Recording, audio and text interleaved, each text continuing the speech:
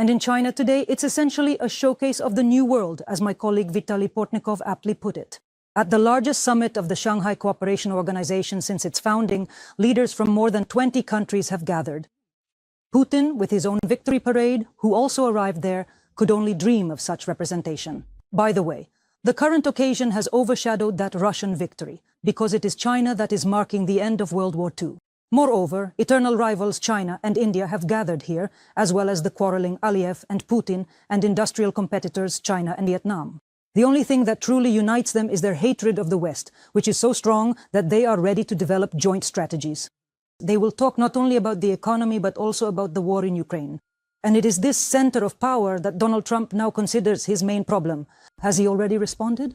Most importantly, I want to ask our own TSN correspondent in the United States, Olga Koshelenko, for more details about the Ukrainian delegation's visit to the States. Olechka, hello. Donald Trump still has not commented on the deadly airstrike on Kyiv this week. Meanwhile, his spokesperson essentially equated Russia's killing of civilians with our strikes on enemy oil refineries. Where do we stand right now, considering how often the moods of the President of the United States change? Greetings, Alo. Donald Trump disappeared from the newsfield starting Wednesday. On Tuesday, he held a cabinet meeting, and since Wednesday, he hasn't appeared before journalists, which for him, a president who makes statements, gives interviews and comments at least once a day, was very unusual and suspicious. There were even rumors that he might have gone on vacation. But no. As it turned out on Friday, for example, Trump gave a one-hour interview to the conservative online publication, The Daily Caller, which I will mention again later. And yesterday, cameras caught him from a distance as he left the White House with his grandchildren to go play golf. So Trump is around, but for some reason, he doesn't want to be in the public eye. According to sources cited by Politico and CNN, the president is very disappointed with the results his efforts to achieve a peaceful resolution in Ukraine have brought. And he blames in particular the European leaders who, instead of encouraging Zelensky to be more accommodating, are actually behind the scenes advising him not to agree to the current proposals and to wait for a better deal. The Daily Caller, which I already mentioned, published the interview today, or rather late last night. And there it is stated that Trump is not sure, as he put it, whether a one-on-one meeting between Zelensky and Putin will take place. But according to him, Trump, a trilateral meeting with the US president's participation will take place. And Trump once again resorted to his favorite analogy, saying that Ukraine and Russia are like children fighting on a playground. He says you need to give them some time to fight it out, and eventually they'll come running to make peace themselves. You have a young child and there's another child on the playground, and they absolutely hate each other and immediately start fighting and fighting and fighting and fighting without end. You want them to stop, but they keep going. After a while, they'll be very glad to stop. Do you understand that? It's almost the same here. Sometimes they might need to engage in a little bit of a struggle or a fight before you can effectively make them completely stop their actions. But this has been going on for a long time. A lot of people have died.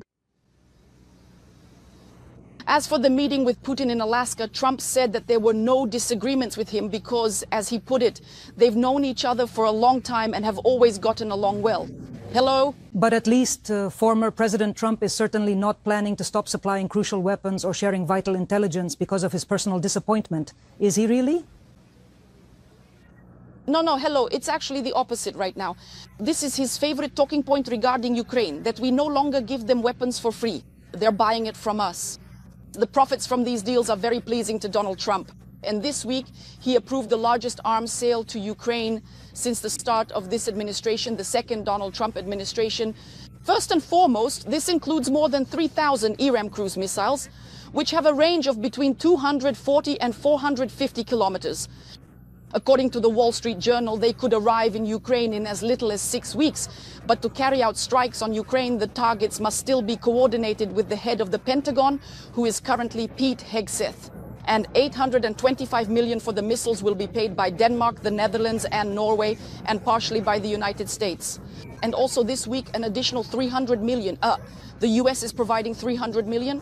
The US has sold us equipment to support the operation of Patriot air defense systems and services to maintain the operation of Starlink. So as you can see, work is in full swing here. And at the same time, as we can see, work on security guarantees for Ukraine seems to be ongoing. This week, the head of the President's office, Andriy Yermak, and the First Deputy Minister of Foreign Affairs, Serhiy Kislitsia, met in New York with Trump's special representative, Steve Witkoff. Is it already possible to talk about the real outlines of security guarantees? Hello. We need to constantly keep in mind that security guarantees will only come into effect after peace is established with Russia, which for now we are nowhere near achieving. And by the way, after the meeting with Witkoff that you mentioned, Yermak said that Ukraine is focusing the Americans' attention precisely on the fact that Putin is not capable of making agreements, that Russia is not seriously committed to diplomacy, and Kyiv, by agreeing to all these formal meetings, hopes that sooner or later America will return to the idea of imposing sanctions against Russia. And this week, the issue of sanctions was also raised by the representative of the United States at the UN Security Council during the emergency meeting convened by Ukraine. And Yermak also emphasized that no one is pressuring Ukraine to give up its territories. If this is really the case, then it is a positive outcome of the meeting at the White House in the United States Ukraine-European Union format that took place this month. Because previously this very idea that we have to give up some of our territories was, so to speak, the cornerstone of the American version of the peace agreement. And Yermak confirmed that the United States once again agrees to peace, to these security guarantees in the form of Article 5 of the NATO Charter from European countries, while the United States assigns itself the exclusive role of coordinator and logistics provider in this story. But still, as long as the fighting continues, we must remember that none of the so-called coalition of the willing is actually willing to send their forces into Ukraine under fire.